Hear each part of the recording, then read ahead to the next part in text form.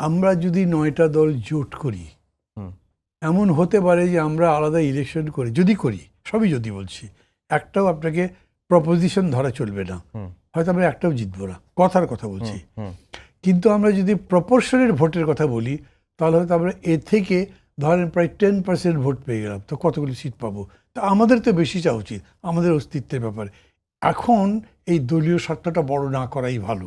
তারা ওই কারণেই চাচ্ছেন, কিন্তু এটা চাচ্ছেন কেন? তারা নিজেদেরকে ফার্স্ট অপোজিশন পার্টি হিসেবে বহু নাম্বার একবারে প্রতিষ্ঠিত করতে চান, সেই জন্য ওনারা বলছেন।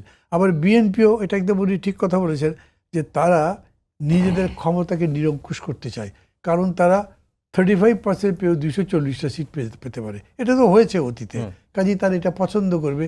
তাদের মধ্যেও কিন্তু এটার কোয়ালিটি জাজমেন্টের ভিত্তিতে কোনো কিছু করছেন না তারা, দুই পক্ষের কেউই।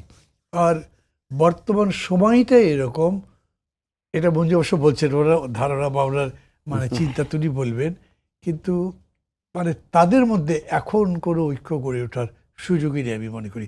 এটা কিন্তু কে কি বলেছেন অতীতে তার উপর না, একেবারেই বিষয়টা হচ্ছে যে ক্ষমতার প্রশ্নে তারা দুইজনের প্রতিদ্বন্দ্বী মনে করছেন।